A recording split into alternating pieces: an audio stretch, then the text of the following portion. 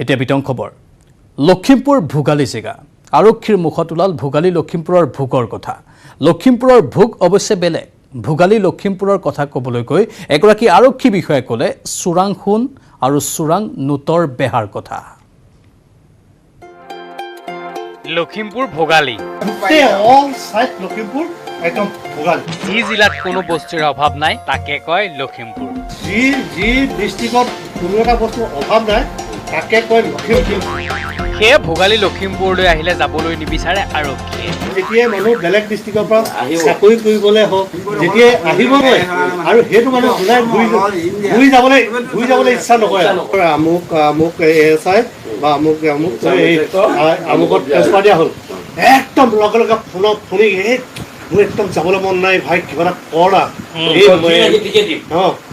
যা না আমুকত যাচোন তামুকত যাচোন আমি কৰ যেতিয়াই ষ্টেটো কৈ দে ভাই কিমান টকা লাগে মই খৰচা কৰিম ট্ৰেন্সফাৰ অৰ্ডাৰ আহিলেও উঠি পৰি লাগে ষ্টে কৰাত কাৰণ লখিমপুৰত যি বিচাৰে তাকে পায় ডিষ্ট্ৰিক্টত কোনো এটা বস্তু অভাৱ নাই তাকে কয় লখিমপুৰ পিছে কি নোপায় লখিমপুৰত দুই নম্বৰী মানে আপুনি কিহত 2 নম্বৰ দেখিল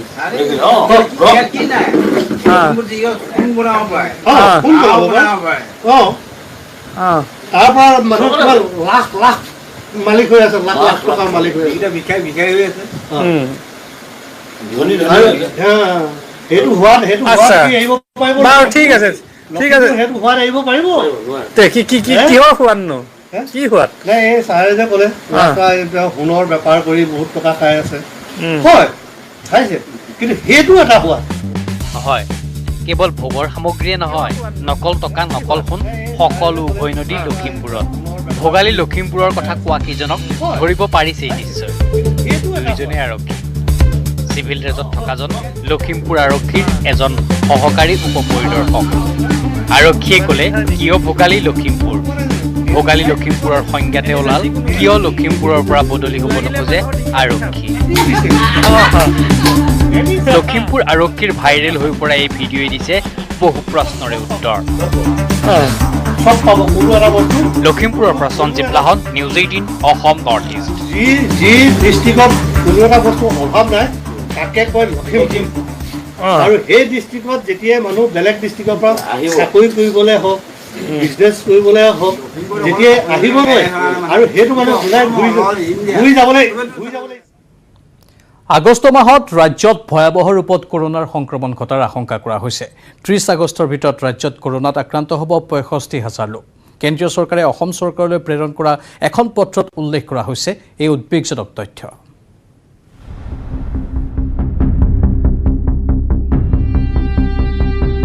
সাৱধান পৰৱৰ্তী এটা মাহত অসমত ভয়াবহভাৱে সংক্ৰমণ ঘটিব পাৰে কোভিড-19ৰ ভাৰত চৰকাৰে ৰাজ্য চৰকাৰলৈ প্ৰেৰণ কৰা পত্ৰত আছে উদ্বেগজনক তথ্য 30 আগষ্টৰ ভিতৰত অসমত কোভিড আক্ৰান্ত হ'ব 65,000 লোক কেৱল গুৱাহাটীতে আক্ৰান্ত হ'ব 30,000ৰো অধিক লোক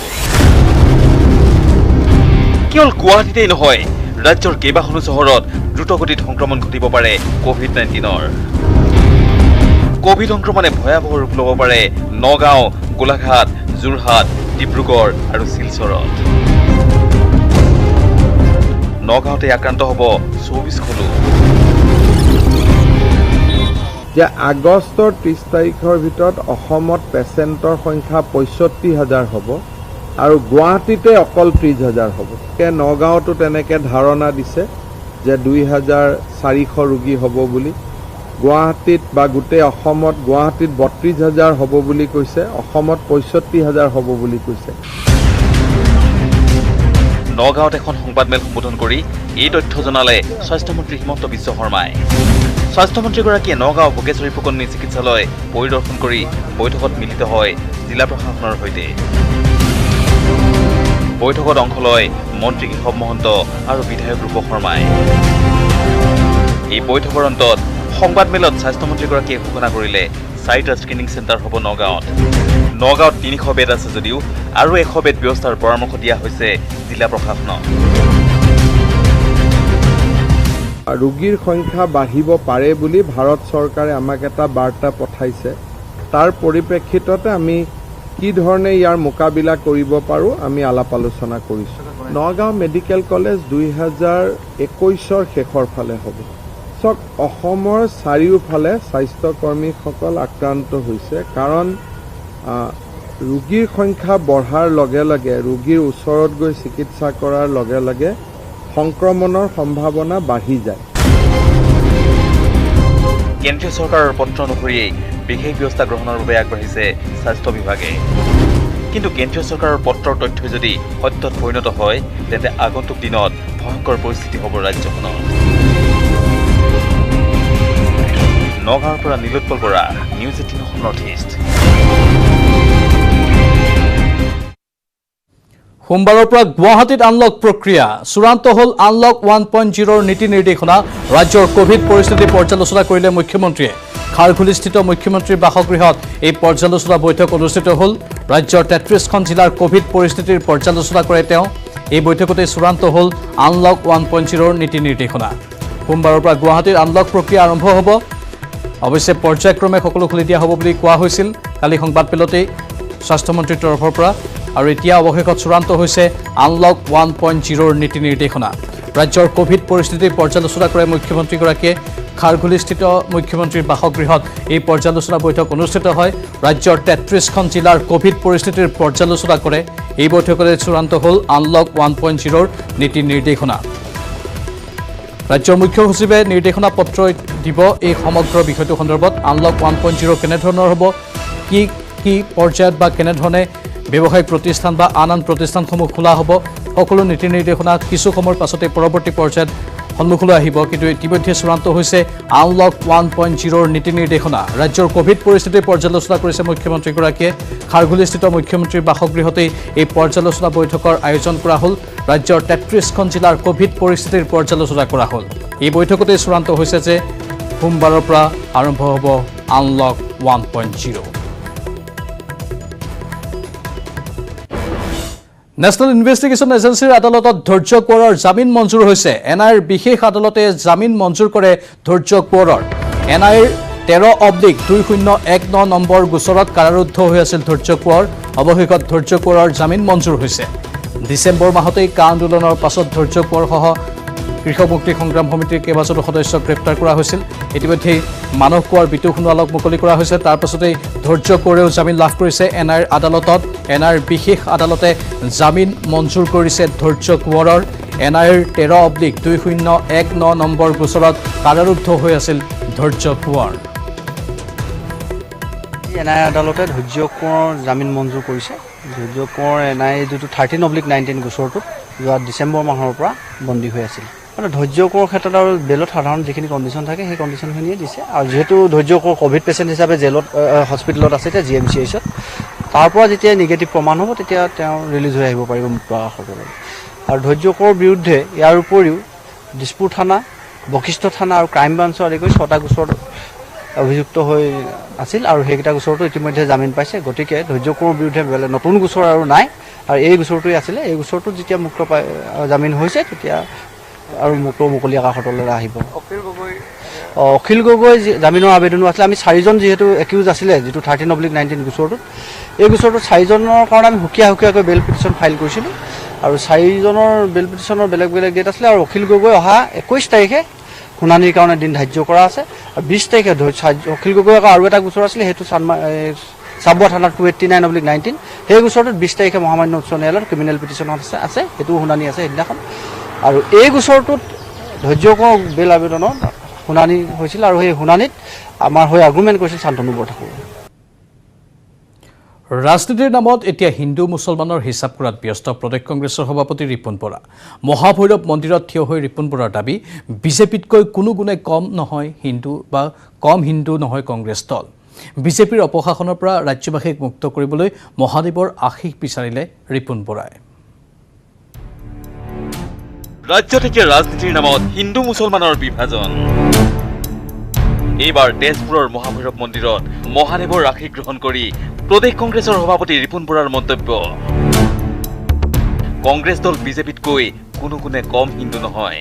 আমাৰ দেশখনত এনেকুৱা ধৰণৰ এটা প্ৰচাৰ চলাইছে হিন্দুত্বৰ, যেন হিন্দু হ'বৰ অধিকাৰী অকল তেওঁলোকহে, বিজেপিৰ সদস্যসকলেহে যেন হিন্দু হ'ব পাৰে, বাকীসকল কোনো হিন্দু হ'ব নোৱাৰে, এনেকুৱা ধৰণৰো তেওঁলোকে কেম্পেইন আৰম্ভ কৰিছে। গতিকে আজি আমি তেখেতসকলক আমি জনাব খুজিছোঁ যে তোমালোকতকৈ আমাৰ কংগ্ৰেছ দল কোনো গুণে কম হিন্দু নহয়। তোমালোকৰ হিন্দুত্বতকৈ তোমালোকে যিটো হিন্দুবাদৰ কথা কৈছা, তোমালোকতকৈ আমি কংগ্ৰেছ দল কোনো গুণে কম হিন্দু নহয়। শাওণ মাহৰ প্ৰথম দিনটোত দলীয় নেতাকৰ্মীক লৈ তেজপুৰৰ ঐতিহাসিক মহাভৈৰৱ মন্দিৰত আঁঠু লৈছিল ৰিপুণ বৰাই। মন্দিৰত পূজা আগবঢ়াই ৰিপুণ বৰাই আগন্তুক নিৰ্বাচনত তেওঁলোকৰ মিছনেটি সফল কাম হোৱাৰ দাবী তুলিলে। মহাদেৱৰ আশীৰ্বাদতো হ'ব আৰু আমাৰ ৰাইজৰ আশীৰ্বাদতো হ'ব, নিশ্চয় আমি সম্পূৰ্ণ আশাবাদী। আগন্তুক 21ৰ বিধানসভা নিৰ্বাচনত কোন সমষ্টিৰ পৰা প্ৰাৰ্থিত্ব আগবঢ়াব ৰিপুণ বৰাই ক'লে? মই সকলো সমষ্টিতেই দলৰ সভাপতি হিচাপে কাম কাজ কৰিব লাগিব, সংগঠন আগবঢ়াই নিব লাগিব, আৰু এতিয়া সেইটোহে কৰি আছোঁ। আৰু মই কোনটোত উঠিম কোনটোত নুঠিম এই কথাটো মোৰ ওপৰতেই নিৰ্ভৰ নকৰে, আমাৰ দলৰ ওপৰতো নিৰ্ভৰ কৰে। আৰু মোৰতো নিজৰ সমষ্টি এটা আছেই, মোৰতো আছেই, গতিকে এইবিলাক স্পেকুলেশ্যন। অৱশ্যে পূৰ্বাপৰ নীতি মানি বিজেপিক সমালোচনা কৰিবলৈ নেৰিলে প্ৰদেশ কংগ্ৰেছৰ সভাপতিগৰাকীয়ে। তেনেকুৱা এটা সুৰংগ নদীৰ তলেদি যদি নিৰ্মাণ কৰে এইটো নিশ্চয় আমি ৱেলকাম কৰিম। কিন্তু কথাটো হৈছে কি, আমাৰ সন্দেহ আছে, কাৰণ তেওঁলোকৰ সততাৰ ওপৰত বা এইটো যে কৰিব পাৰিব বা কৰিব এইটোৰ ওপৰত সন্দেহ আছে। কিয়? আগৰ উদাহৰণবিলাকৰ পৰা, যেনেকৈ এইটোতো সুৰংগ, কিন্তু নদীৰ ওপৰত দলং, যিটো আপোনাৰ নিমাতী ঘাটত আজি স্বয়ং মুখ্যমন্ত্ৰীৰ সমষ্টি, সেইটো মাজুলী। এই মাজুলীত নিমাতী ঘাটৰ পৰা গড়মূৰলৈকে ব্ৰহ্মপুত্ৰৰ যিখন দলং, সেই দলং 2016 চনৰ ফেব্ৰুৱাৰী মাহত, আৰু আধাৰশিলা কোনে কৰিছিলে? আধাৰশিলা কৰিছিলে স্বয়ং নেশ্যনেল হাইৱে মিনিষ্টাৰ নীতিন গাডকাৰীদেৱে কৰিছিলে। আৰু আজিলৈকে সেই দলঙৰ ডিপিআৰে প্ৰস্তুত নহ'ল, এটা পাথৰেই তাত নপৰিল। তেজপুৰৰ পৰা Hemanta Kumar Nath, news 18 Assam north east.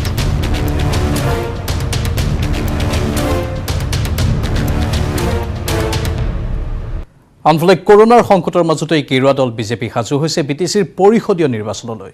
বৰ্তমান ৰাজ্যপালৰ শাসন চলি থকা বিটিচি পৰিষদীয় নিৰ্বাচনত অকলেই অৱতীৰ্ণ হ'ব বুলি দাবী মঙলদৈৰ সাংসদ দিলীপ শইকীয়াৰ। বিটিচিত বিজেপিৰ একলা চলনীতি, UPPL BPFৰ মিত্ৰতা নকৰে বিজেপিয়ে। কৰোনা সংকটৰ মাজতে বিটিচি নিৰ্বাচনলৈ সাজু হৈছে এতিয়া গেৰুৱা দল বিজেপি। কিন্তু এইবাৰ গেৰুৱা দল বিজেপিয়ে মিত্ৰতা কৰিবনে কাৰোবাৰ সৈতে? নকৰে। ইতিমধ্যে সেই কথা স্পষ্ট কৰিছে সাধাৰণ সম্পাদক দিলীপ শইকীয়াই। ঠিকে, ৰাজ্যিক বিজেপিৰ সাধাৰণ সম্পাদক তথা মংগলদৈৰ সাংসদ দিলীপ শইকীয়াই স্পষ্ট কৰিছে এই কথা। ৰাজ্যপালৰ শাসন চলি থকা বিটিচিত কৰোনাৰ পৰিপ্ৰেক্ষিতত পিছুৱাই দিয়া হৈছিল নিৰ্বাচন। সোমবাৰৰ পৰা আৰম্ভ হ'ব আনলক প্ৰক্ৰিয়া। আনলক প্ৰক্ৰিয়াৰ সময়তে নিৰ্বাচন হোৱাটো বিচাৰিছে ৰাজনৈতিক দলসমূহে। ইয়াৰ মাজতে ৰাজ্যিক বিজেপিৰ সাধাৰণ সম্পাদক দিলীপ শইকীয়াৰ স্পষ্ট কথা, মিত্ৰতাৰে নিৰ্বাচন নেখেলে বিজেপিয়ে, সাংগঠনিক শক্তিৰে অকলেই খেলিব নিৰ্বাচন।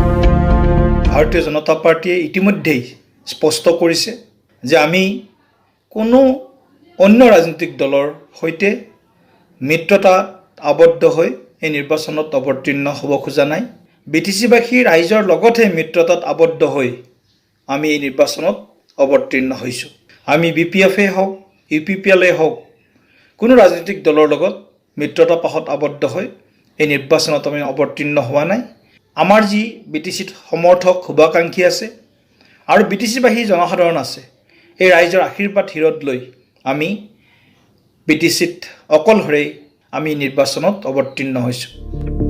বিটিচিৰ দুই প্ৰধান ৰাজনৈতিক শক্তি UPPL আৰু হাগ্ৰামা মহিলাৰ নেতৃত্বাধীন BPFৰ লগত মিত্ৰতা কৰাটো বিচৰা নাই দীৰ্ঘদিন ধৰি দলৰ সাংগঠনিক শক্তি সদৃঢ় কৰাত আত্মনিয়োগ কৰা বিজেপিৰ তৃণমূল কৰ্মীয়ে। দিছপুৰত মিত্ৰতা থকা হেতু বহুতেই ভাবিছিল বিটিচি নিৰ্বাচনতো হ'ব বিজেপি BPFৰ মিত্ৰতা। পৰিষদীয় 40টা সমষ্টিত হ'বলগীয়া নিৰ্বাচনত UPPLৰ সৈতে মিত্ৰতা হ'ব বুলিও চলিছিল চৰ্চা। কিন্তু সকলোবোৰ সম্ভাৱনা নজ্জাত কৰি দুয়োটা ৰাজনৈতিক দলেৰে মিত্ৰতাৰ দুৱাৰ বন্ধ কৰিলে দিলীপ শইকীয়াৰ মন্তব্যই। কেমেৰাত নিতুল কৃষ্ণৰ সহযোগত Raju Baruah, news 18 Assam north east. আৰু বহু গুৰুত্বপূৰ্ণ খবৰ আছে, জনাম বাণিজ্যিক বিৰতিৰ পাছত। 2021 চনত ৰাজ্যত পুনৰ কংগ্ৰেছৰ নেতৃত্বত গঠন হ'ব চৰকাৰ। বিধানসভা নিৰ্বাচনৰ প্ৰাক্ষণত এই দাবী কংগ্ৰেছৰ বৰ্ষীয়ান নেতা ভূমিধৰ বৰ্মনৰ। আনহাতে মন্ত্ৰী হিমন্ত বিশ্ব শৰ্মা পুনৰ কংগ্ৰেছলৈ উভতি আহিব বুলি ভৱিষ্যতবাণী কৰিলে প্ৰাক্তন মন্ত্ৰী আব্দুল মুহিব মজুমদাৰে। জনতা দলৰ সময়ত অসমত কংগ্ৰেছৰ বিপৰ্যয় আহিছিল। অসম আন্দোলনত মহা বিপৰ্যয় আহিছিল কংগ্ৰেছৰ। সেই সময়ত আনকি ৰাজহুৱাভাৱে এঘৰীয়া কৰিছিল কংগ্ৰেছৰ নেতা কৰ্মীক। তাৰ পিছতো প্ৰয়াত হিতেশ্বৰ শইকীয়াৰ 5 বছৰ আৰু তৰুণ গগৈৰ 15 বছৰ অসমত চৰকাৰ চলাইছিল জাতীয় কংগ্ৰেছে। কংগ্ৰেছৰ 90 বছৰীয়া এই দুই বৰ্ষীয়ান নেতা ক্ৰমে ডাক্তৰ ভূমিধৰ বৰ্মন আৰু আব্দুল মুহিব মজুমদাৰৰ মনৰ ভাৱেৰে যুগুত কৰা হৈছে এই প্ৰতিবেদন। হয়, এইগৰাকী হ'ল 7 বাৰৰ বিধায়ক হিচাপে নিৰ্বাচিত হোৱা প্ৰাক্তন মুখ্যমন্ত্ৰী 90 বছৰীয়া ডাক্তৰ ভূমিধৰ বৰ্মন। ভূমিধৰ বৰ্মনে ক'লে, পূৰ্বেও আমি বহুবাৰ দেখিছোঁ দলৰ বিপৰ্যয়, কিন্তু পিছত পুনৰ শক্তিশালী হয় কংগ্ৰেছ। খুব বেয়া দিন। তেতিয়া ধৰক এনেকুৱা এটা হৈছিলে, আমাক বয়কট কৰি থৈ দিছিলে। আমাক কোনো বিয়া সভা ক'তো নামাতে। কিছুদিন পিছত লাহে লাহে অলপ ভালৰ পিনে আহিল, শেষৰ পিনে। তাৰপিছততো অসম চুক্তি হ'ল। অসম চুক্তি হোৱাৰ পিছত আকৌ বেয়া হ'ল আমাৰ। ভয়কৈ ইয়াত থাকিব লগা হৈছিলে। সন্ত্ৰাসবাদী আমাক অলপ হেৰি কৰিলে। কেইবাৰ মাৰিছিল আপোনাক? মোক 3 বাৰ ডাইৰেক্ট গুলিয়াইছিলে আৰু এনেই হেৰি কৰিছিলে, এবিউজ কেইবাবাৰো কৰিছে। 71% ভোট লাভ কৰা বিৰোধীক একগোট হ'বলৈ অনুৰোধ জনাই ভূমিধৰ বৰ্মনে। বৰ্ষীয় নেতা ডাক্তৰ ভূমিধৰ বৰ্মনে আশা কৰে 2021 চনত ৰাজ্যত কংগ্ৰেছৰ নেতৃত্বত চৰকাৰ গঠন হ'ব। পলিটিক্সত আপছ এণ্ড ডাউন হৈ থাকে, যে এতিয়া ধৰক আমি চৰকাৰ কৰিব লাগিলে আমি অকলে গোটেই সহজ নহয়, অকলে হোৱাটো বৰ সহজ নহয়। কিন্তু গোটেইখিনি যদি ভাগ ভাগ হৈ যায় তেতিয়া বেয়া হৈ যাব, আৰু যদি লগ হৈ একেলগে যায় তেতিয়া বেছি হ'ব আমাৰ। অন্য পাৰ্টিবিলাকেও এটা আগ্ৰহ কৰিছে, UDFেও আগ্ৰহ কৰিছে যে ভোটৰ বিভাজনটো ৰোধ কৰাৰ কাৰণে আমি লগ হ'লে ভাল। এইগৰাকী হ'ল 4 বাৰৰ প্ৰাক্তন বিধায়ক, প্ৰাক্তন আইন মন্ত্ৰী 90 বছৰীয়া আব্দুল মুহিব মজুমদাৰ। অসুস্থ শৰীৰেৰে মুহিব মজুমদাৰে ক'লে, কংগ্ৰেছৰ আকৌ আহিব ভাল দিন। আপোনাৰ যিটো বিজেপি যিটো অৱস্থা হৈ আছে অলৰেডি, আৰু যি ধৰণৰ বিজেপিয়ে চালি আছে, অট'মেটিকেলি বিজেপি ডাঙৰ নহয়। By next election BJP will not তেতিয়া কংগ্ৰেছ আহিব। বিজেপি অল্টাৰনেটিভ কংগ্ৰেছ আৰু ৰিজিয়নেল পাৰ্টি হিচাপে স্মল ৰোল প্লে কৰিব আসাম গণ পৰিষদ বা অৰ ইকুইভেলেণ্ট পাৰ্টি। AIUDF কংগ্ৰেছত চামিল হ'ব। হিমন্ত বিশ্ব শৰ্মা আকৌ কংগ্ৰেছলৈ উভতি আহিব বুলিও ভৱিষ্যতবাণী কৰিলে IMDT আইনৰ স্ৰষ্টা মুহিব মজুমদাৰে। এলায়েন্স UDF কংগ্ৰেছ ইছ্যু, মোৰ মতে UDF বুলি কোনো পাৰ্টি নাই, আৰু UDFটো কংগ্ৰেছত জইন কৰিব, অট'মেটিক জইন কৰিব। হেমন্ত শৰ্মা ইলেকশ্যন আগতে কেতিয়াও বিজেপিত আছে। মই যিমানবাৰ দিল্লীত গৈছিলোঁ তেওঁৰ কাৰণে প্ৰত্যেক কংগ্ৰেছৰ ভিতৰত লিডাৰশ্বিপ দিয়াৰ কাৰণে গৈছিলোঁ। নিজৰ ৰাজনৈতিক জীৱনত বহু উত্থান পতন প্ৰত্যক্ষ কৰা দুই প্ৰবীণ নেতাই 2021 চনত কংগ্ৰেছে চমক সৃষ্টি কৰিব বুলি আশা প্ৰকাশ কৰিছে। কেমেৰা পাৰ্চন হিতেশ ডেকাৰ সৈতে বিপুল বৰ্মনৰ report, news 18 Assam north east. এবাৰ ৰঙাঘৰৰ আলহী হ'ল খোদ জিলা কাৰাগাৰৰ কাৰাধ্যক্ষ। কয়দীক যৌন নিৰ্যাতন চলোৱাৰ লগতে বলপূৰ্বকভাৱে ড্ৰাগছ গাঞ্জা সেৱন কৰোৱাৰ অভিযোগত গ্ৰেপ্তাৰ হ'ল কাৰাধ্যক্ষ। কিন্তু কোন এই নিকৃষ্ট মানসিকতাৰ কাৰাধ্যক্ষ? অমানৱীয়, ভয়ংকৰ। ধেমাজি জিলা কাৰাগাৰত সংঘটিত হৈছে এই ঘটনা। ড্ৰাগছ ভাং খুৱাই মাৰপিট কৰি পুৰুষ কয়দীক যৌন নিৰ্যাতন কাৰাধ্যক্ষ। দীৰ্ঘদিন ধৰি ধেমাজি জিলা কাৰাগাৰৰ কাৰাধ্যক্ষ দুলাল দাসে চলাই আহিছিল এই অপকৰ্ম। কাৰাগাৰৰ পৰা মুকলি কৰি দিয়াৰ প্ৰলোভনত জেইলাৰ দুলাল দাসে দীৰ্ঘদিনৰ পৰাই কয়েদী যুৱকৰ ওপৰত যৌন নিৰ্যাতন চলাই আহিছিল লগতে বলপূৰ্বকভাৱে সেৱন কৰাইছিল ড্ৰাগছ ফাঙৰ দৰে মাৰাত্মক নিচা দুলাল দাসে হয়তো ভাবিছিল বল প্ৰয়োগ কৰি এই অপকৰ্মসমূহ কৰি থাকিলে কোনেও গমকেই নাপাব কিন্তু ভাগ্য বেয়া আছিল বেচেৰা জালত পৰিল ধেমাজি আৰক্ষীয়ে কাৰাধ্যক্ষ দুলাল দাসক বৃহস্পতিবাৰে আটক কৰি সন্ধিয়া ধেমাজি জিলা মুখ্য ন্যায়াধীশৰ আদালতত হাজিৰ কৰাই জেল হাজতলৈ প্ৰেৰণ কৰে আমি এইটোৱে দাবী কৰিছোঁ যিজনে জেলত এনে অপকৰ্ম কৰিছে আৰু এইটো আমি গম পোৱা মতে এইটো এটাই নহয় তাৰ আগতেও তেওঁ ছবাৰমান তেনেকুৱা কাণ্ড অলৰেডি কৰিছে বেলেগ ব্যক্তিসকলক তেওঁলোকে অতি শীঘ্ৰে কৰায়ত্ব কৰিব লাগিব তাক উচিত শাস্তি এটা কিয়নো এইটো এটা ৰেপ এটা কেছ হয় ৰেপৰ বাবে এইটো ফাঁচিৰ এটা দাবী হ'ব লাগে দুলাল দাসে মগৰ উপাধিধাৰী এজন যুৱকৰ ওপৰত চলাই আহিছিল এই অত্যাচাৰ পাছত কয়েদীগৰাকীৰ মাতৃৰ কাণত এই কথা পৰাত লগে লগে তেওঁ গোচৰ ৰুজু কৰিলে ধেমাজি সদৰ থানাত এতিয়া ধেমাজিৰ সকলো দল সংগঠনে দাবী উত্থাপন কৰিছে এই দুলাল দাসক কঠোৰৰ পৰা কঠোৰতম শাস্তি বিহা হওক আইনী সুৰুঙাৰে যাতে দুলাল দাস সাৰি যাব নোৱাৰে তাৰ ওপৰতো দৃষ্টি ৰখা হওক মন বিকাশ বৰগোহাঁইৰ report news 18 Assam north east মহানগৰীত একাংশৰ বাবে এতিয়া বাধ্যতামূলক হ'ব কোভিডৰ পৰীক্ষা চৰকাৰী বেচৰকাৰী কাৰ্যালয়ৰ সকলো কৰ্মচাৰীৰ লগতে ব্যৱসায়িক প্ৰতিষ্ঠানৰ মালিক কৰ্মচাৰীয়েও কৰিব লাগিব স্বাব টেষ্ট বাধ্যতামূলকভাৱে কোভিড টেষ্ট কৰিব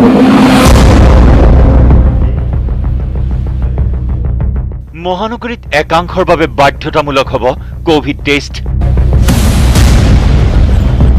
3 লাখ লোকৰ কৰা হ'ব ৰেপিড এন্টিজেন টেষ্ট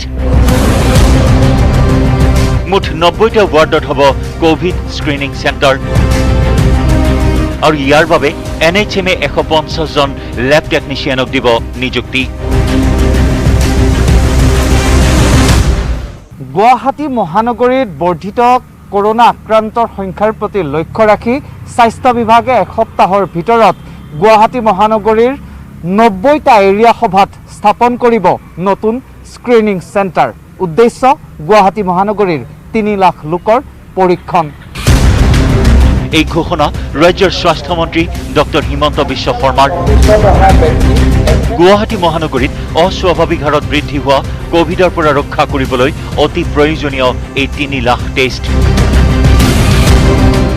গুৱাহাটী মহানগৰীত 10 লাখ লোক বাস কৰে হয়তো 11 হয় যে আমি যদি কোভিডৰ পৰা ৰক্ষা পাব খুজিছো আমি 3 লাখ মানুহক টেষ্ট কৰিব লাগিব unless we test 3 lakhs people আমি হয়তো কোভিডৰ পৰা মুক্ত হ'ব নোৱাৰিম কাৰণ নিটো দ্ৰুত গতিত পৰিবেশ সলনি হৈছে আৰু 3 লাখ মানুহক আমি টেষ্ট কৰিব পাৰিলেহে আমি এই বেমাৰৰ পৰা মহানগৰবাসীক ৰক্ষা কৰিব পাৰিম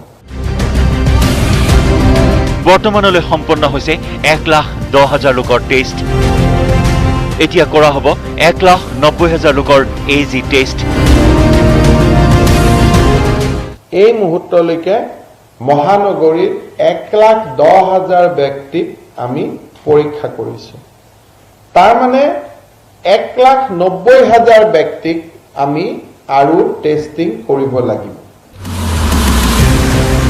ইতিমধ্যে মহানগৰীৰ 30টা ৱাৰ্ডত আৰম্ভ কৰাৰ নিচিনাকৈ পুনৰ নতুনকৈ 60টা এৰিয়া সভাত আৰম্ভ কৰা হ'ব কোভিড স্ক্ৰিনিং চেণ্টাৰ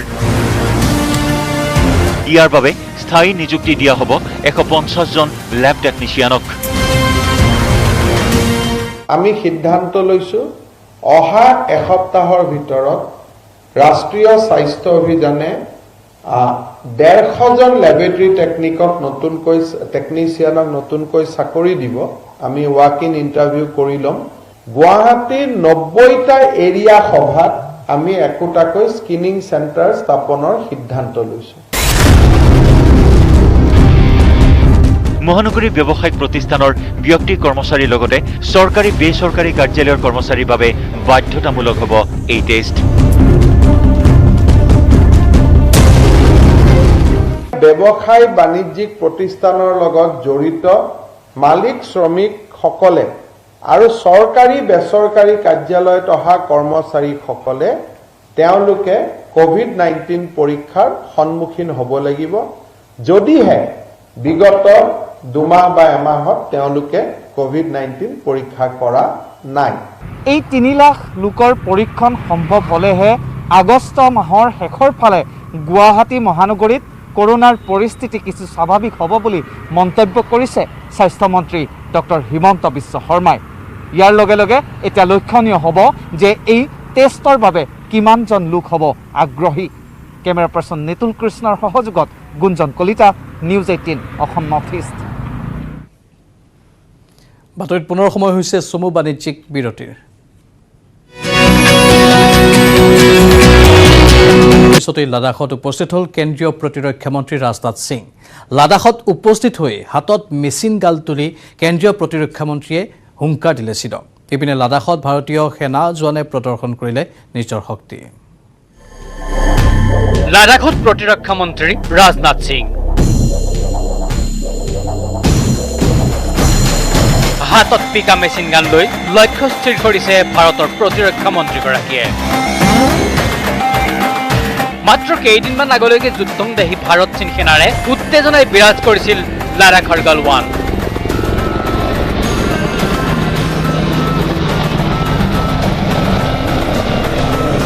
এতিয়া উত্তেজনা কিছু খাম কাটিছে।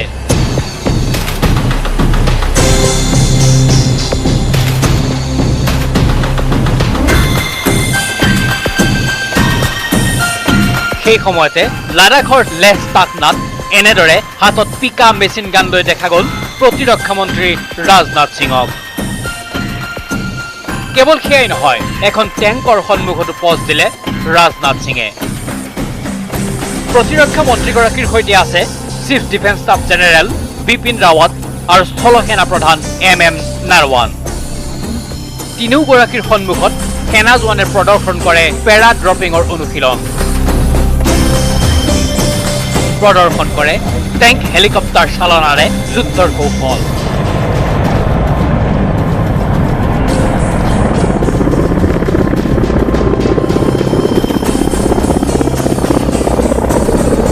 লাডাখ আৰু জম্মু কাশ্মীৰৰ দুদিনীয়া ভ্ৰমণসূচীৰে শুকুৰবাৰে পুৱাই লেহত উপস্থিত হয় প্ৰতিৰক্ষা মন্ত্ৰী ৰাজনাথ সিং। লেহ বিমানবন্দৰতে প্ৰতিৰক্ষা মন্ত্ৰীগৰাকীক আদৰণি জনাই CDS বিপিন ৰাৱাট আৰু স্থল সেনা প্ৰধান MM নাৰৱানে। তাৰ পিছতে ঢু ঢু বালিৰ মাজেৰে স্থলপথেৰে প্ৰতিৰক্ষা মন্ত্ৰীগৰাকীয়ে যাত্ৰা কৰে লেহৰ ষ্টাকনালৈ। ভাৰত চীন সীমান্তৰ প্ৰকৃত নিয়ন্ত্ৰণ ৰেখা পৰিদৰ্শন কৰাৰ লগতে সীমান্তত নিয়োজিত সেনাৰেও বাৰ্তা বিনিময় কৰে প্ৰতিৰক্ষা মন্ত্ৰীগৰাকীয়ে। भारत दुनिया का इकलौता देश है जिसने कि दुनिया के किसी देश पर न तो कभी आक्रमण किया है और न दुनिया के किसी देश की 1 इंच जमीन पर कभी कब्जा किया है। हम अशांति नहीं चाहते, हम शांति चाहते हैं। यदि कोई दुनिया की ताकत हमारे स्वाभिमान पर चोट पहुंचाने की कोशिश करेगी तो उसे किसी भी सूरत पे हम बर्दाश्त नहीं करेंगे, उसका हम मुंहतोड़ जवाब देने के लिए भी तैयार रहेंगे। और जिन हमारे जवानों ने अपनी शहादत दी है उसका गम केवल परिवार के लोगों को नहीं है, हम लोगों को भी है। हमारे स्वाभिमान पर कोई चोट नहीं पहुंचा सकता। राष्ट्रीय स्वाभिमान ये हमारी पूंजी है। শনিবাৰে জম্মু কাশ্মীৰ পৰিভ্ৰমণ কৰিব প্ৰতিৰক্ষা মন্ত্ৰী ৰাজনাথ সিঙে। গালৱান সীমা বিবাদ সন্দৰ্ভত চতুৰ্থলানি আলোচনাৰ অন্তত এতিয়া পিছ হুহকিছে চীনা সেনা। তেনে সময়তে ভাৰত চীন সীমান্ত পৰিদৰ্শন কৰে প্ৰতিৰক্ষা মন্ত্ৰীগৰাকীয়ে। 6 জুলাইত অপ্ৰত্যাশিতভাৱে লাডাখ ভ্ৰমণ কৰিছিল প্ৰধানমন্ত্ৰী নৰেন্দ্ৰ মোদীয়ে। আগ্ৰাহী চীনক স্পষ্ট বাৰ্তা দিছিল অন্ত পৰিল ভূমি আগ্ৰাসনৰ যুগৰ। প্ৰধানমন্ত্ৰীৰ পিছত প্ৰতিৰক্ষা মন্ত্ৰীগৰাকীৰ লাডাখ ভ্ৰমণে পুনৰ স্পষ্ট কৰি দিলে সীমান্তত চীনা আগ্ৰাসন কোনো কাৰণতে সহ্য নকৰে ভাৰতে। News desk report, news 18 Assam north east. এতিয়া কৰোনাৰ হটস্পট হোৱাৰ দিশে গুৱাহাটী কেন্দ্ৰীয় কাৰাগাৰ। কিন্তু ৰহস্যজনকভাৱে গুৱাহাটী কেন্দ্ৰীয় কাৰাগাৰৰ পৰা 3 দিনতে আঁতৰাই দিয়া হ'ল কণ্টেইনমেণ্ট জ'নৰ ফলক। কিন্তু কিয় আঁতৰালে কণ্টেইনমেণ্ট জ'নৰ ফলক? গুৱাহাটী কেন্দ্ৰীয় কাৰাগাৰত ভয়ংকৰভাৱে বৃদ্ধি পাইছে কৰোনাৰ সংক্ৰমণ 3 দিনত কোভিড আক্ৰান্তৰ সংখ্যা 338 বৃহস্পতিবাৰে 184 গৰাকীৰ দেহত ধৰা পৰিল কোভিড-19 সত্যত পৰিণত হৈছে কাৰাগাৰৰ বাহিৰত উদ্ধাৰ হোৱা বিস্ফোৰক চিঠিখনৰ অভিযোগ কাৰণ বৰ্তমান 911 গৰাকী কয়দী থকা কেন্দ্ৰীয় কাৰাগাৰখনৰ অৰ্ধেক কয়দীৰ স্বাব টেষ্ট এতিয়াও বাকী ইমাৰী কোভিড হস্পিটেলত আজি গুৱাহাটী চেণ্ট্ৰেল জেলৰ পৰা মানুহ আহিছে ইয়াতে এতিয়ালৈকে আমাৰ 68 জন আহিছে বৰ্তমানলৈ খবৰ পোৱা নাই আমাৰ ইয়াতে কেপাচিটি যিমানখিনি আছিল সেইখিনি ইতিমধ্যে ফুল হৈছে আৰু হয় গোটেইখিনি কৈ দিয়ে স্বাস্থ্যমন্ত্ৰী হিমন্ত বিশ্ব শৰ্মাই অস্বীকাৰ কৰিলেও স্বাব টেষ্টৰ ফলাফলে পোহৰলৈ আনিছে কেন্দ্ৰীয় কাৰাগাৰৰ কোভিড সংক্ৰমণৰ ভয়ংকৰ তথ্য বৃহস্পতিবাৰে কোভিড পজিটিভ ধৰা পৰা গুৱাহাটীৰ কেন্দ্ৰীয় কাৰাগাৰৰ 68 গৰাকী কৰোনা সংক্ৰমিত কয়দীক ভৰ্তি কৰোৱা হয় কামৰূপৰ শিঙিমাৰী আদৰ্শ চিকিৎসালয়ত নিশা দুখনকৈ বাছেৰে শিঙিমাৰীলৈ নিয়া হয় কয়দীকেইটা Guwahati medical college Sonapur civil hospital দক্ষিণ কামৰূপৰ ৰাণী আৰু শিঙিমাৰী আদৰ্শ চিকিৎসালয়ত ৰখা হৈছে গুৱাহাটী কেন্দ্ৰীয় কাৰাগাৰৰ কয়দীসকলক আনহাতে কেন্দ্ৰীয় কাৰাগাৰখনত কৰোনাৰ সংক্ৰমণৰ বাবে ঘোষণা কৰা হৈছিল কণ্টেইনমেণ্ট জোন কিন্তু মাত্ৰ 3 দিনতেই আঁতৰিল কেন্দ্ৰীয় কাৰাগাৰৰ দেৱালত আঁৰি থোৱা কণ্টেইনমেণ্ট জোনৰ ফলক স্থানীয় লোকৰ অভিযোগ কণ্টেইনমেণ্ট জোন ঘোষণা কৰাৰ পিছতো কেন্দ্ৰীয় কাৰাগাৰৰ পৰা বাহিৰলৈ চলিছিল অবাধ অহা যোৱা আৰু অভিযোগৰ পিছতেই আঁতৰাই দিয়া হ'ল ফলকখন কেন্দ্ৰীয় কাৰাগাৰৰ লগতে বশিষ্ঠ আৰক্ষী থানাত কোভিড সংক্ৰমিত হৈছে ইজনৰ পিছত সিজনকৈ কোভিড আক্ৰান্ত উপ পৰিদৰ্শক দীপজ্যোতি ইংতি শ্ৰৱণ কুমাৰ ইংতি আৰু অচিৰ পিএছঅ বিপিন কলিতা কোভিড আক্ৰান্ত হৈছে দীপজ্যোতি ইংতিৰ পত্নী জ্বৰ আৰু মূৰৰ বিষত আক্ৰান্ত হোৱা কোভিড পজিটিভ আৰক্ষী বিষয়া দীপজ্যোতি ইংতিক ভৰ্তি কৰোৱা হৈছে সোণাপুৰ কোভিড চিকিৎসালয়ত হাজোৰ পৰা ধীৰাজ দাসৰ সহযোগত বশিষ্ঠৰ পৰা উৎপল হালৈ নিউজ 18 অসম নৰ্থ ইষ্ট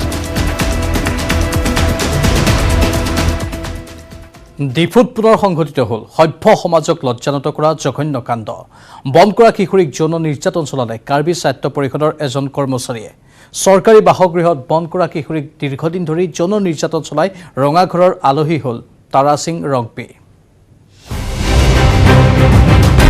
ডিফুত জঘন্য কাণ্ড বন কৰা কিশোৰীক যৌন নিৰ্যাতন কাৰ্বি স্বায়ত্তশাসিত পৰিষদৰ কৰ্মচাৰীৰ সৰ্বত্ৰ কৰোনাতংক কিন্তু তাৰ মাজতেই কাৰ্বি আংলঙৰ সদৰ চহৰ ডিফুত সংঘটিত হ'ল এক জঘন্য কাণ্ড এই বৰ্বৰ কাণ্ডত লিপ্ত হ'ল কাৰ্বি স্বায়ত্তশাসিত পৰিষদৰ এজন কৰ্মচাৰী এই দুৰাচাৰী মুখা পিন্ধা পাখণ্ডৰ বাবেই আকৌ এবাৰ কলংকিত হ'ল ডিফু চৰকাৰী বাসগৃহত দীৰ্ঘদিন ধৰি কিশোৰীগৰাকীৰ ওপৰত যৌন নিৰ্যাতন চলাই আহিছিল কাৰ্বি স্বায়ত্ত পৰিষদৰ কৰ্মচাৰী তাৰা সিং ৰংপি সম্প্ৰতি কিশোৰীগৰাকীৰ পিতৃৰ গোচৰৰ ভিত্তিত ডিফু আৰক্ষীয়ে আটক কৰিছে লম্পট তাৰা সিং ৰংপিক ডিফু সদৰ থানাত 131-20 নম্বৰত ভাৰতীয় দণ্ডবিধি আইনৰ 376 ধাৰা আৰু পক্সো আইনৰ ধাৰা 6ত ৰুজু হৈছে গোচৰ উল্লেখযোগ্য যে তাৰা সিং ৰংপি ডিফুৰ প্ৰাক্তন সাংসদ বীৰেন সিং ইংতিৰ ভাগিন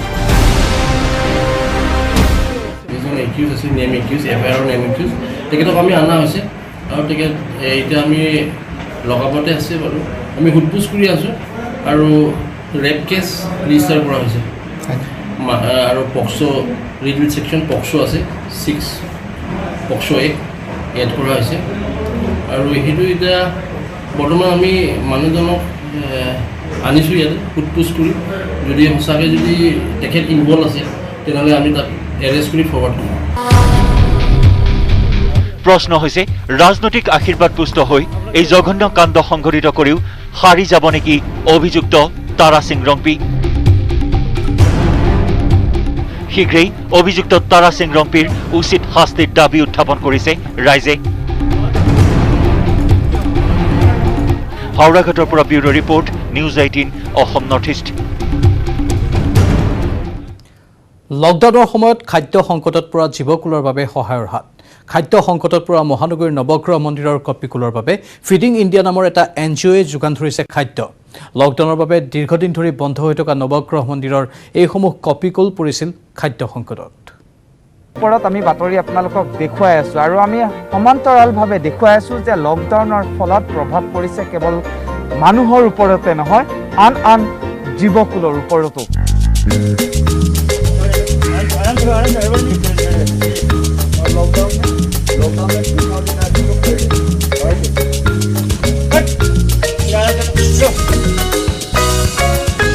নৱগ্ৰহ মন্দিৰ লকডাউনৰ বাবে বন্ধ হৈ আছে, ফলত ইয়াত কোনো ধৰণৰ যাত্ৰী অহা নাই আৰু সেয়ে এই বান্দৰসমূহ যথেষ্ট খাদ্যৰ সংকটত পৰিছিল। কিন্তু এটা বিশেষ NGO আছে, সেই NGOটোৱে এই বান্দৰসমূহৰ খোৱা বোৱাৰ দায়িত্ব তেওঁলোকে চলাই থকা দেখিবলৈ পোৱা গৈছে।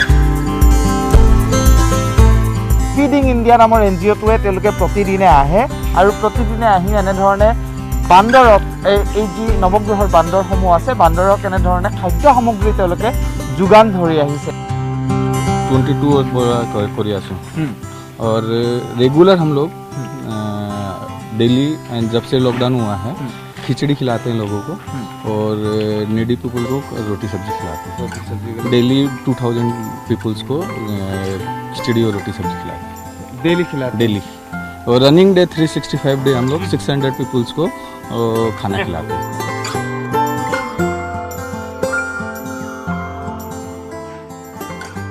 নৱগ্ৰহত খাদ্যৰ সংকটত পৰা মন্দিৰ বন্ধ হৈ থকাৰ বাবে কোনো ধৰণৰ মানুহ অহা নাই, খাদ্যৰ সংকটত সেয়ে বান্দৰসমূহ পৰিছে আৰু তাৰ বাবে এতিয়া খাদ্য সামগ্ৰীৰ যোগান ধৰা দেখিবলৈ পোৱা গৈছে। কেমেৰা পাৰ্চন নিতুল কৃষ্ণৰ সহযোগত Gunjan Kalita, news 18 Assam north east. এজন দুজন নহয়, কেইবাগৰাকীও কৰোনা আক্ৰান্ত ৰোগী ওলাই আহিল ৰাষ্ট্ৰীয় ঘাইপথলৈ। চাংচাৰীৰ কোভিড হস্পিটেলৰ পৰা ৰোগী ওলাই আহিল 31 নম্বৰ ৰাষ্ট্ৰীয় ঘাইপথ অৱৰোধ কৰি প্ৰতিবাদ সাব্যস্ত কৰিবলৈ। কিন্তু কিয়?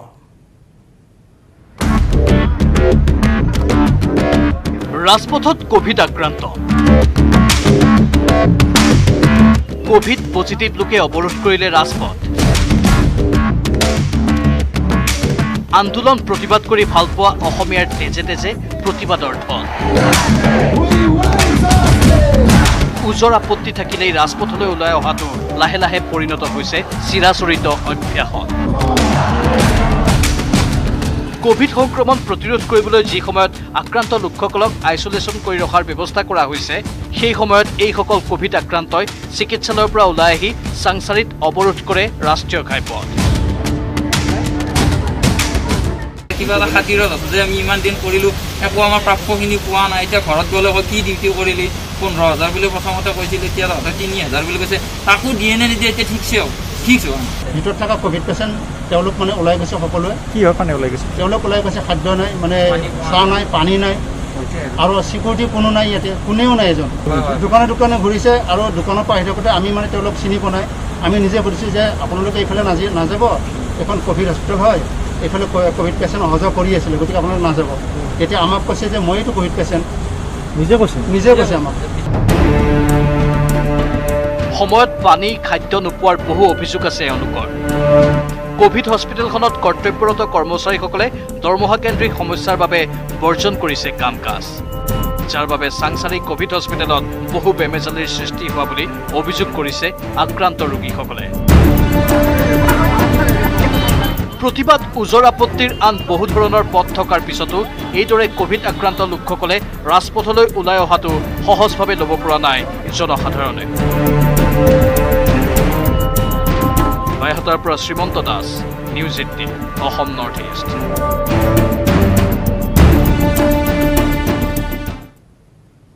প্ৰাইম টাইম 18ত পুনৰ সময় হৈছে চমু বাণিজ্যিক বিৰতিৰ। কিন্তু দুৰ্দশা কমা নাই বন্যপ্ৰাণীৰ। বান বিধ্বস্ত কাজিৰঙা ৰাষ্ট্ৰীয় উদ্যানত ক্ৰমান্বয়ে উন্নত হৈছে পৰিস্থিতি। উদ্ধাৰ হৈছে পানীত ডুবি মৃত্যু হোৱা ইটোৰ পিছত সিটো বন্যপ্ৰাণীৰ মৃতদেহ। পানী কমিছে কাজিৰঙাত, কিন্তু দুৰ্দশা কমা নাই বন্যপ্ৰাণীৰ।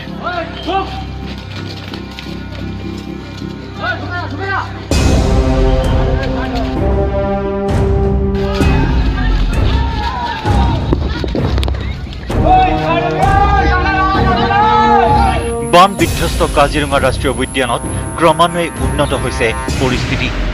উদ্ধাৰ হৈছে পানীত ডুবি মৃত্যু হোৱা ইটোৰ পিছত সিটো বন্যপ্ৰাণীৰ মৃতদেহ। অন্যহাতে একাংশ বন্যপ্ৰাণীয়ে আশ্ৰয় লৈছে মানুহৰ বাৰীত।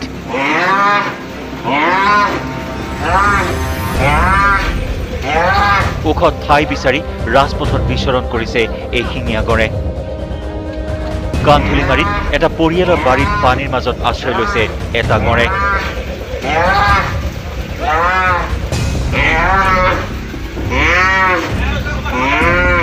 বৰ্তমানলৈ 5টা গড়কে ধৰি বানত মৃত্যু হোৱা বন্যপ্ৰাণীৰ সংখ্যা হ'লগৈ 76টা। পানীত ডুবি মৃত্যু হয় 31টাৰ, যান বাহনৰ খুন্দাত 12টাৰ আৰু বিভিন্ন কাৰণত মৃত্যু হয় অন্য 33টা বন্যজন্তুৰ। উদ্ধাৰ হয় 122টা বন্যপ্ৰাণী। ইফালে তীব্ৰ খাদ্য সংকটৰ সন্মুখীন হৈছে তৃণভোজী বন্যপ্ৰাণীসমূহ। তৃণজাতীয় উদ্ভিদৰ এলেকাসমূহ আজিও পানীৰ তলত। জনাঞ্চলৰ লগতে ৰাষ্ট্ৰীয় ঘাইপথৰ কাষতে আশ্ৰয় লৈ আছে হৰিণা, গড়, মহ আদি বন্যজন্তুৱে। তদুপৰি বহু বন্যজন্তুৱে থিতাপি লৈ আছে কাৰ্বি পাহাৰত। কাৰ্বি পাহাৰত আশ্ৰয় লৈ থকা বন্যপ্ৰাণীৰ নিৰাপত্তাৰ বাবে বন বিভাগৰ লগতে আৰক্ষীয়েও ৰাখিছে সতৰ্ক দৃষ্টি। কাজিৰঙাৰ বান পৰিস্থিতি এতিয়াও জটিল হৈ আছে, যদিও পানী লাহে লাহে কমিবলৈ আৰম্ভ কৰিছে। এতিয়া বৰ্তমানলৈকে কাজিৰঙা ব্যাঘ্ৰ প্ৰকল্পৰ অধীনত 99টা শিবিৰৰ তলেদি এতিয়াও পানী বৈ গৈ আছে আৰু কিছু শিবিৰ ওলাইছে। আৰু এই বৰ্তমান এতিয়াও আমি বানপানীৰ লগত যুদ্ধ কৰিয়ে আছোঁ বুলি ক'ব পাৰি।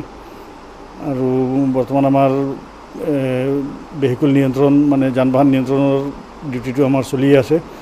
ৰাস্তাত এইটো 24 ঘণ্টা চলাই থকা হৈছে। টাইম কাৰ্ড এতিয়া ইছ্যু কৰি থকা হৈছে। আমাৰ 2টা চেণ্টাৰৰ পৰা ইছ্যু কৰা হৈছে, বৰজৰী আৰু আমগুৰিৰ পৰা। এই 2টা চেণ্টাৰৰ পৰা ইছ্যু কৰি থকা হৈছে।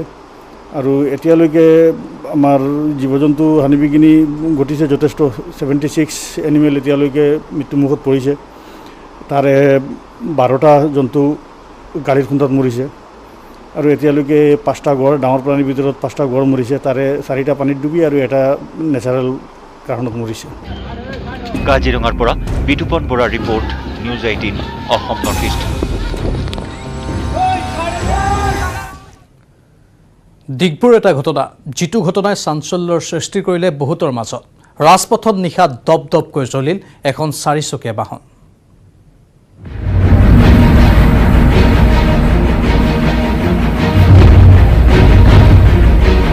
গাড়ীখন মানে কোৱাটাৰ ওচৰত মই আই কাৰ্ড মানে বিচাৰি আহিছিলোঁ।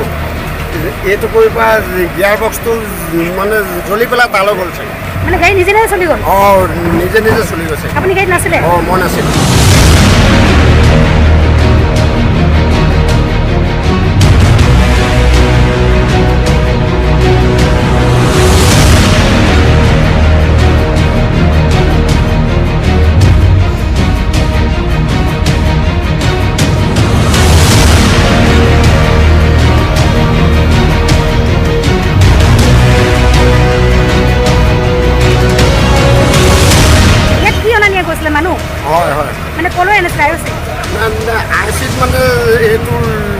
চলে বৰ্তমান মানে মানুহ নাছিলে, মানে আই চি মানুহ নাছিলে।